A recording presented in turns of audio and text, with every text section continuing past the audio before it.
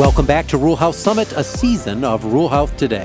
In this season, we're sitting down with a series of guests at the MHA Annual Summit meeting, where many healthcare executives and leaders across the state meet to review the last year of collaborative efforts and the work that we've accomplished. In each episode, I'll ask my guests to give us an update on their hospital or healthcare organization and to touch base, so to speak, on the healthcare issues they see that is most pressing in their corner of the rural health world. I'm thrilled to be in our portable studio here because we are at the Michigan Hospital Association's annual conference, something that is very familiar to my next guest, having chaired the Michigan Hospital Association board, past chair, did a remarkable job during that period, which we'll talk about in just a minute. It is my privilege to have in this portable studio Bob Riney, Chief Executive Officer of Henry Ford Health System, based out of Detroit, Michigan. Bob, when I say you have a remarkable journey, you do in healthcare. I would say you truly are one of my heroes in healthcare. I've followed you for the last 16 years. My predecessor, Duke, said, you got to get to know this guy. He actually set us up on a virtual call once. And I'm like, this is a pretty cool guy. And I would have to say that you're probably the longest tenured employee of an organization that now serves as their CEO. Would that be accurate? I would think that's probably accurate, but I'm thinking. First of all, it's great to be with you, JJ, and the admiration is mutual. I have been so impressed with how you take on issues. You've got great writing skills, you've got great verbal skills, and more important than both that, you really know your stuff. And so I've learned from you, Bob. Seriously, you were a mentor. You're very kind, in the background, you didn't even know it. But yeah, my background is quite, I guess in some ways it's kind of the ultimate American story. I grew up with 8 of us in a 900 square foot, one bathroom home. Okay. But a great, great family, and ended up as a college student taking a part-time job at what was Henry Ford Hospital as an independent at that point. Yeah. And I just was looking, it was Wayne State. I was looking for a job I could walk to. I was a poor student. Yeah. Yeah. And I found that healthcare checked all my boxes. It was complex. Mm-hmm. It was interesting. I mean, the people you get to work with are, wickedly smart. Oh, yeah. It's got a great mission. It does have a business aspect to it, absolutely, because you got to pay the bills. Yeah. And ultimately, you're serving communities. And I thought, this is really kind of a cool industry. Little did I know that, I'd still be at Henry Ford Now Health 48 years later. It's incredible. And serving as the president and CEO. And, one of the things that's been just a privilege for me is I worked my way up, and I worked every different role in all different parts of the organization, in different facilities, ambulatory, hospital, group practice. And so I really understand at a ground level what it takes to run these very complex enterprises. And ultimately, it's about people and it's about culture. So, I may be at 48 years. We have a lot of longevity at Henry Ford Health. I went to our cancer that's pretty center. long. I know, but I went to our cancer center the other day, and there's a gentleman I've known for decades, and he looks younger than me. And I said, Cyril's his name. I said, Cyril, how long have you been with Henry Ford? He said, 52 years. Oh, are you serious? And so we took a picture together, 100 years between 52 and 48. It's incredible. Yeah. Well, what is incredible is, throughout your career, is it true that you started as a security officer? Is that a rumor? It is true, and it's even funnier than that, because my wife and I just celebrated our 45th wedding anniversary, and she was a student nurse from Grand Rapids. No way. Living in that building. Is that right? Well, that's interesting. So security guard, and then moving up the ranks, instant credibility, obviously, that you get as a CEO because you've been there and you've seen it all. So for our listeners who are listening, even across the country, an interesting fact about yourself, fun fact that to humanize you a little bit to our listeners. Well, I think, the one thing I would tell listeners is that I love to play euchre. Okay. And I am really collaborative in my work environment. but get me at a euchre table and all bets are off. You're going down. I'm extremely competitive at euchre. And I golf. I'm not that competitive at golf. Yeah, exactly. I mean, I just want to enjoy it. It's fun. There's something about euchre absolutely that I will literally get in a bad mood if I don't win. And my wife is like, what is wrong with you? Don't mess with him at a euchre tournament. That's right. You don't want to take on Riney. Well, today we're talking about global healthcare. Chief Executive Officer of Henry Ford Health, Bob Riney, is here to share his perspective and insights. We'll talk about big system healthcare delivery, serving rural communities, social determinants of health, and gain some insights in today's social and political climate towards healthcare, and of course, what all this has to do with rural health. And so, Bob, I'm going to start right out. I have listened to your podcast, and I have, as I shared with Kirsten, one of the first asks that I had early on was to interview you because of your remarkable journey. Interviewed congressional leaders, Supreme Court justices have been on this podcast. But nothing warms my heart more and excites me than the opportunity to introduce our listeners to one of the great doers in healthcare. Now, there's a lot of talkers of healthcare. Yeah, there are. And we see them, we hear them, but you're a doer. And it speaks volumes to the work that you've done at Henry Ford. So let's talk about Henry Ford Health, because it is, man, you've taken it so far. And I've watched that journey with you, but talk to us a little bit about Henry Ford and your mission and why it's important. Yeah, I'm really happy to. And, we were actually founded by Henry Ford himself, one of the greatest innovators in the world's history. And he was the one that put the shovel in the ground to build it. And I only say that because we've had the privilege of the Ford family caring about the place, and it continues today.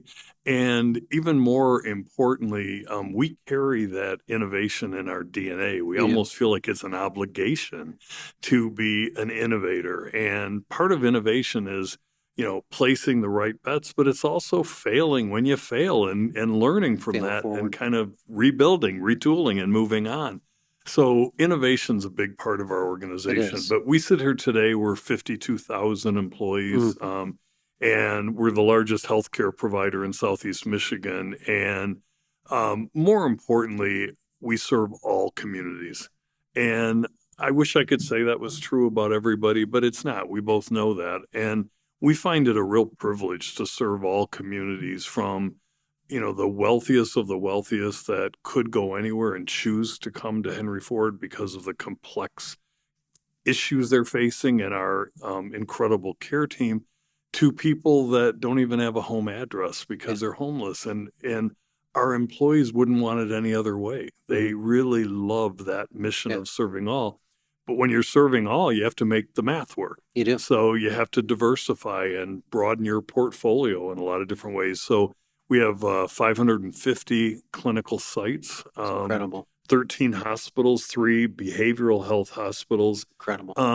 A health insurance plan called Health Alliance Plan, but which is nothing small in no, it's itself. not small at all. No, it's significant. It's not. But our whole purpose is really to bring as much high value, integrated, holistic care and support to communities. And one of the things I've always admired about rural health is that rural health and urban health have a lot more in common than people realize, and that some of the populations we serve don't have the same means that others do, and require some additional support. And the second thing I've always admired about rural health is, man, I look to rural health for innovation. I can brag about Henry Ford's innovation, but rural health doesn't have a choice but to innovate and get really creative. And so I often say to my team, when you're going out for best practices, don't just look at the big systems in the country. Look at the rural health, because I can bet you they figured out something out of necessity. Out of necessity many times. So you've helped Detroit come back. And I've had many conversations. In fact, was around a table with a former governor candidate who dropped out, but he shared about the success of the Bob Riney effect. And so you have been super focused on social determinants of health. I remember that as a board member when we were transitioning together, MHA. You've been super focused on that. You've launched many initiatives, healthcare literacy, food insecurity, housing. The list goes on and on. To improve the social needs of our communities. And so, you see those disparities and you've addressed those. Can you talk to us about those healthcare disparities and what concerns you the most and what we're doing to bridge that? Yeah, absolutely. And, I really believe that our responsibility is that of a health company. And if you think of yourself as a health company versus a hospital, then you realize that you can be outstanding at what happens in your emergency rooms and your ORs. Sure. But if people don't have the rest of the things that are necessary to actually improve health, they're not going to really live their best life. And we can't do it all. So we really partner with lots of people. But you mentioned a few things. If people are going home to a food desert, then they're not likely to recover in the most effective way. If they are really stressed out in a hospital because something as simple as they have a pet at home and no one to take care of it, and we don't find a way to meet those needs, that anxiety is going to overtake their recovery process. Absolutely. And so we do a lot of things on social determinants of health. First of all, we do a lot of things to help people get into a preventative mode. We have mobile health clinics that go to the neighborhoods, and we're just adding dental services to that because we found out that the number one cause of absenteeism with young people is oral medical issues. And if you have, pain in your mouth, pain from teeth, you're not going to school. And so we've taken our mobile clinics and expanded, or in the process of expanding on that. We've created food vouchers that people can go to Eastern Market, a great site in the city of Detroit, and get fresh vegetables as part of their discharge planning process. We help with transportation. The other reason that we're very much involved in Detroit's improvements, and if you haven't been to the city of Detroit, it's just the comeback kid, man. It's unbelievable. And one of the reasons for that is actually health. Because you don't have healthy communities if you don't have economic development. You don't have jobs. Absolutely. And so we take a really holistic view. And one of the byproducts of doing that is it attracts the best and brightest talent because they want to be part of something big. Yeah. And we really make it big. You do. You really do. Changing lives is what you're doing, Bob. It's changing lives. I remember I was with Randy Ostra from ProMedica, CEO in Chicago, and I was talking about social determinants of health. He looked at me and says, "You talk to Riney about that." and I think that's the golden standard of what you've done a nice and what you've been able to establish. I'm like yourself though. I mean, for me, it's very personal. I didn't grow up dirt poor, but I grew up with a family that were stressed out, figuring out when they could write the checks to pay bills before they got paid and when it would hit the bank. And I mean, just a lot of that kind of real struggle. And I know how distracting that can be from taking care of your own health. Yeah, absolutely. Well, the work that you've done in social determinants of health also improves communities, impacts the financial well-being of communities, and we watch that happen. But there was a shift in your leadership with focusing on a global health initiatives because you took it beyond Detroit, and you're the global leader. I would say honestly, we have a lot of guests on the program, but I can say you've done some fascinating work around healthcare delivery from a very high-level global perspective, working closely epidemiology, infection control leaders, researchers. I want you to talk to our listeners a little bit more about that because you go beyond just we're taking care of the patient, at the bedside. I think it's an extension of our philosophy. And if COVID taught us one lesson, and it's a really important one, disease does not have geographic boundaries. Absolutely. And so the more we can help build capacity and learn from others about how to deliver best-in-class healthcare, how to create an infectious disease, a public health approach. And we're very fortunate in the Metro Detroit area in that we have incredible diversity of talent that comes from all over the world, which means they have connections all over the world. And we've leveraged those relationships. So, we have support that we do in global countries within the Middle East. We have some relationships in India. We do a lot of work in Canada. Because Canada is like our kissing cousin, it's our nearby neighbor. But what's fascinating about that is it's like anything. If you combine the best and brightest, not only from an intellect, but from an experience standpoint, and they're all focused on things, because guess what? whether you're in a rural community in northern Michigan or you're in a remote part of India, Mm-hmm. you have the same needs. Yeah, you're right. And you have the same. And so, how do we leverage technology? How do we leverage education? How do we leverage learnings? And then, of course, many countries don't have the high-end tertiary and quaternary complex care that we're privileged to have in the U.S. And so, we're also a destination site for people that need those really unique, procedures, whether they're surgical or interventional. And so it's a growing part of our portfolio to see people choose to come to Detroit. Yeah, absolutely. For their care. Yeah. So almost 5 decades ago, when you were a security officer, and I had a lot of hair. You had a lot of hair. You looked good, Bob. Yeah. For your listeners, it's all gone. It's all gone. It's done. So 5 decades. Obviously, you didn't ever think that we'd probably see an AI component of your life and your job. How has Henry Ford integrated some of those AI and some of the as you look at telemedicine? You were the leader of telemedicine because we reached out to you, and you just shared a story recently when we were in Detroit together about some work that you're doing where you're doing telemetry type monitoring in the patient room if they get up to prevent falls. Yeah. That fast. I went back and told my team this, but can you talk about the integration of technology? Yeah, because AI is mind-boggling, right, to all of us. I mean, because it's so ill-defined. Yeah. It's moving fast. We don't know what all the implications are.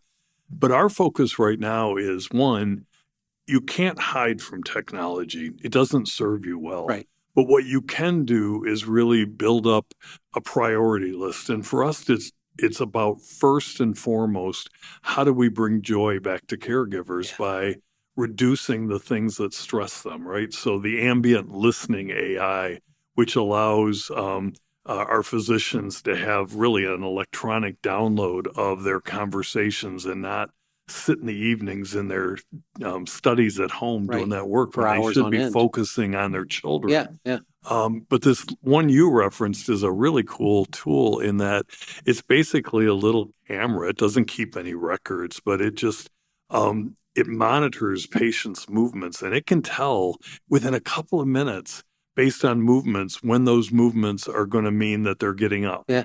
And falls are a big deal in hospitals. Yeah. And, we're all proud. We don't want to call for help. We don't want to bother people. We get ahead of ourselves and then we fall and we end up in the hospital for 2 or 3 more days.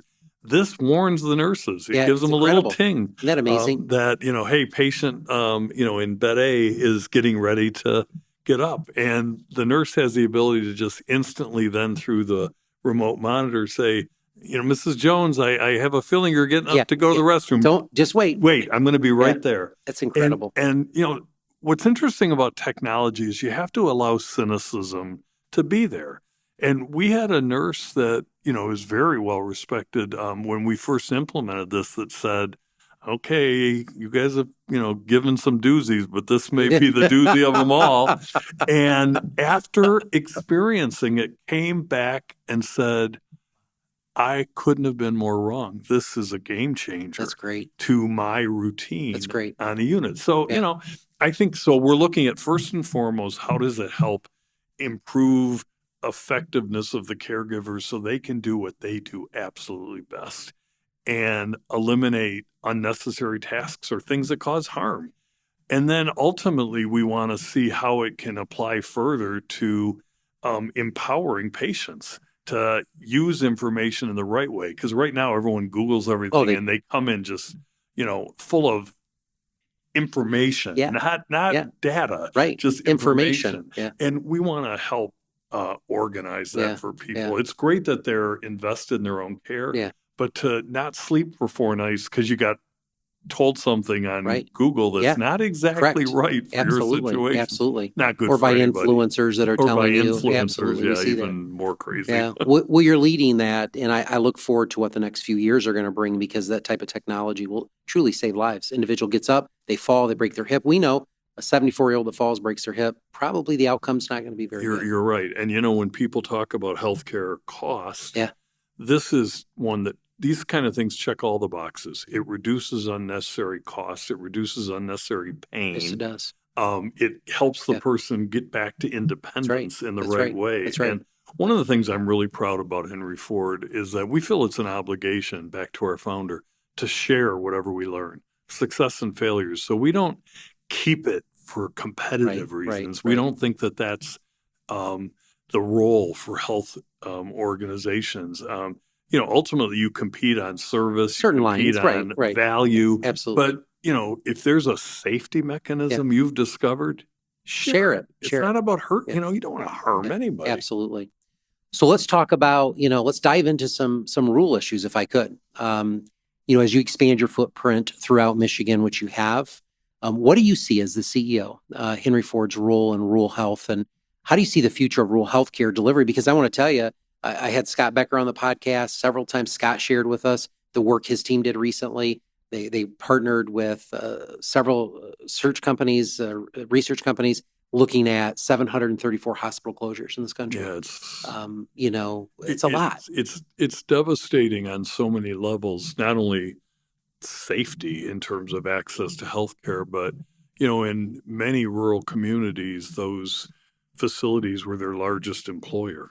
And so it becomes like a downward spiral that, is really unfortunate. Now, we all have to deal with the realities that populations have shrunk in some rural communities and the young people aren't staying in those communities. So, I'm also a pragmatic realist. Yeah, you have to be pragmatic. Yeah, you do. But I think that there is a way to kind of create a healthy intersect. So, we don't believe at Henry Ford Health that there's a one-size-all model. We think that organizations that want to become a part of something larger and have a good reason to do it, we welcome. At the same time, organizations that want to stay independent but need some clinical partnerships, need some help with education, some help with some back-end kind of support tools, we're very happy to do that. And, some organizations, they have a playbook and it's one playbook. There's nothing wrong with that. Yeah. We're quite flexible because we think that every community has different circumstances needs, and every hospital has different circumstances. Having said all that, I think the way that we can partner is, first of all, helping find the talent of the future. That's right. Because, there are portals that can create a great pipeline. Very much. And we can help feed that. And we have certainly found that true in Jackson, where they had a really tough time recruiting top talent. But once it was through a pipeline from Henry Ford, changed the game changer dynamics because people are looking for something that's got connective tissue, right? So that's one way. The second way is leveraging technology. It is. So that, virtual connections for care, second opinions from specialists that can be done without the person having to leave the rural hospital, but may not have the volume to have that subspecialist, present there. And technology is only going to make that more and more helpful. It is. Certainly, if the person does need a transfer for, very complex care, making sure that the physician and the team at that rural hospital is an intimate part of the care, and that patient is being sent back to that community with full knowledge and a full sense of partnership. And I think our physicians, no group's perfect, but they've gotten so good at making sure that they're enlarging the care team to include that. And it makes for a better experience for the patient and the family. So that's another way. And then, I also think that we're going to find ways to create support for social determinants of health in rural communities as well. Because while rural communities and urban communities oftentimes will see themselves as total opposites in terms of their life experiences, when it comes to social determinants of health, it's food insecurity is food insecurity. There's much more in common. So, the things that we can unleash, for example, I'll give you an example. I mean, we're working right now with a couple of innovation companies at Michigan Central, and we're working on drone delivery of healthcare-related supplies. Just incredible. And think of what that would do for rural health. So you're working on that right now? We are. Yeah, that's incredible. We're working with two startup companies through Ford Motor Company. That's incredible. So you drop someone's insulin who does not have access, who does not to the have pharmacy. access. You could drop theoretically a box of fresh foods consistent with what they need and for based on their particular health issues. Incredible. So if they're a diabetic, right. Technology can be kind of scary for good reasons. Yeah. But when you think about using it like this, it can also be a game changer. It's a game changer. As I travel throughout the country and speak with rural hospital CEOs, many of them are scared of the relationship with big health. Yeah. And they feel that, big health is going to, try to absorb them. But truly, Bob, right here today, I think you would submit and say that you don't have the capacity to address all of the local issues that we need our local hospitals to be addressing some of those core issues. We don't. Plus, we really believe philosophically that most care belongs close to home or even at home. And so there are organizations that have a different model. And so people have a right to be skeptical. I tell people when it comes to our organization, I can only speak for ours, look at our track record. Our track record's to help people add value. Right. And, we're not interested in centralizing everything because at the end of the day, if a person can get care in Hillsdale, why would we want them to travel outside of Hillsdale? Absolutely. And why would we expect they would want to travel outside Hillsdale? It's like, would I want to travel if I didn't Absolutely have to? not. Of course not. Absolutely not. You want your family there. That's you want your support system there. Yeah. I think the relationship, I've been working with Karen Yakabuchi from your organization, and Karen, we're working on some oncology service lines, is the opportunity. We can be independent, but we can be interdependent upon each other. And I think that's what's missing out of this conversation at times. And so what I appreciate about you is the perspective of, listen, we're not big health here to help. We're, just to say we're moving into town. How can we collaborate and how can we build partnerships? And if you look, again, let's be frank. There has to be a win in it for all parties. There does. But you identify the win for all parties, and especially the win for the community and the patient. Absolutely. And if we stay focused on that, there's a way to make this all balance. But if you start with it's just an extraction, it's not going to work. Not going to work. So we're on to our last question, and I've really, obviously enjoyed our time together, and hopefully in the future we can have you back to talk about some of the great initiatives. But you did inspire me with about a 4-minute speech before you left actually this room several years ago. You left our last MHA board meeting. You spoke about the need for civility in our public discourse, in our public actions and interactions. I would say today we're facing the most wretched of times in public discourse, and name calling, waste, fraud, abuse. The list goes on. We then at the same time face real issues like hospital closures. Just one next to me, Sturgis closed. I saw that. And it's going to impact the entire community. We have care deserts, whether it's obstetrical, access to healthcare is being sidelined. All of that gets lost in the translation of the name calling. So I want to ask you. You led that discussion, which is very memorable to me. How can healthcare leaders bridge this gap, Bob, between what can we say? How can we be heard? This may sound a little bit out there, but I really believe that we have to call out this behavior as a public health crisis. And if we focus on the health issues that are emanating from lack of civility, I think that there is plenty of research to show that when people are anxious every day, when they have been led to believe that truly they should not trust anything, then guess what? Mental health is messed up. Significant. And then physical health gets messed up. And so, you don't have to be on one side or the other to align around the fact that there's nothing good that comes from adults behaving like kids when they're making really important decisions. And I just chaired a major national conference, and the theme was a quest for common ground. I'm an Irish Catholic. I know how to fight like the best of them, You're ready. I mean, I grew up in a family that, oh my God, we debated and people would say, whoa, do you guys love each other? And we're like, of at the end of the day, we love each other. I mean, this is why we love each other. So, but we never resorted to ugly behavior because it was about winning an argument on a topic, not denigrating the other person. And we lost that. But I think the way we have to raise this issue up is that we can't be a healthy nation if we have this kind of daily stress and rhetoric. And I think we have to demand of elected officials and elected official wannabes from both parties. Yeah. We want diverse opinions. We want debates. We want hard conversations that hum at it from different angles.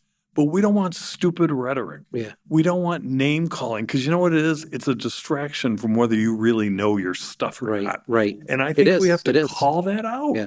And I know for me personally, I'm not writing checks to candidates if they behave in total lack of civility, because you have to ultimately say, even if I agree with you on issues, we all know cultures are created by behaviors. They are by behaviors, 100%. And if behavior's horrible, we're going to have a horrible culture. And that's not the country I want. Absolutely. A lot of work ahead of us. It is. But you know what? I wake up every day with a little fire in my belly. Yeah, you do. And I think that, you always have to believe that there's solutions, and you have to believe those solutions start with conversations like this. Yeah. They start with role modeling. Yeah. And all of a sudden, it's a spark that ignites that fire. I agree with you. The winds change, and all of a sudden, people are being more civil. Absolutely. And it feels good. It feels good. Back to where we need to be. Bob Riney, great to have you here. One last question I have for you is, we have individuals that are in healthcare, executive leader positions that are listening to this podcast across the country. Some are, new to healthcare. Some are transitioning their roles. We know that right now there's a mass exodus of healthcare leaders across this country. They're getting out. But we have leaders that are stepping up into this role, and it's tough. I mean, tumultuous times. We're told we're bad people. We're fighting not only the government, we're fighting insurance companies. We're fighting everyone, right? So what sage advice would you give to a new leader who's trying to make it today in healthcare? I really believe that you've got to wake up every day with a sense of curiosity. And that means really open to learning something new. It could be small, it could be big, but it helps balance out all the bad stuff. So that's number one. Number two, I have found myself in times like this actually connecting with patients more, not less. Because I need to be reminded in a very personal way the impact we're having on people. Because if not, you just get buried in numbers and you get buried in these bad issues and all the stress. I also think that we have to continue to tell our story. And our story can't be just about what great care we provide, but the role we play in our communities, in our states, the role we play economically, the role we play. And I think we have to help educate people, get a little critical thinking skills. If someone is telling you really bad stuff and they're telling these healthcare executives are, bad, what's their motivation? Right. Take a little look. Yeah. You'll usually find they have an ulterior motive, a political agenda. And, it doesn't help solve problems. Problems are going to be solved when you're actually working on the problem, not the rhetoric. Absolutely. And, fraud and abuse. Is there some fraud and abuse in any industry? Of course. That's right. But it's being used to scare people. Absolutely. And it's being used to create a narrative that's just not true. And, this last comment I'll make is 99% of people, nurses, doctors, technologists, pharmacists, they go into healthcare because they are good people and they want to do great things. And how do you think it helps their motivation when they have slingshots going at them that they're just thinking, this isn't my reality. Yeah. I gave up Christmas to work the hospital. That's right. so that patients' families could be there, and you're telling me I don't care? Yeah. It's not healthy. Right. Stay the course, tell your story. That's and be bold, about, not boasting, right. Be bold about what we do, not just in care, but in everything we do to support communities. Right. And I think that we need to be more assertive at calling out the motivations of people that are trying to paint us in a different light. That's right. 48 years of experience, Bob Riney, Chief Executive Officer at Henry Ford Health, definitely should write a book about being bold, because that is what he's been able to do to transform healthcare, not only in Michigan, but throughout this country. Well, you're right there yourself, JJ. Well, Bob, it's been great to have you on the podcast today, and I look forward to having you back again in the future as we talk about some great things. All right. Thanks for joining us today. And thank you to our listeners for tuning in to Rural Health Today. Catch our next segment, Rural Health News, to stay up to date on the current state of rural healthcare every Monday, wherever you get your podcast. Don't forget to check out our latest updates and resources from Rural Health Today at ruralhealthtoday.com, and make sure you've subscribed to the show so that you never miss an episode. Until next time, remember the power of rural. Thank you for listening to another episode of Rural Health Today, the podcast where we connect you to what really matters in rural health. Rural Health Today is a production of Hillsdale Hospital in Hillsdale, Michigan, and a member of the Health Podcast Network. Our host is JJ Hodshire, our producer is Kirsten Newlon, and our audio engineer is Kenji Ulmer. Special thanks to our guests for sharing their expertise on the show, and also to the Hillsdale Hospital marketing team. If you want to submit a question for us to answer on the podcast or learn more about Rural Health Today, visit ruralhealthtoday.com.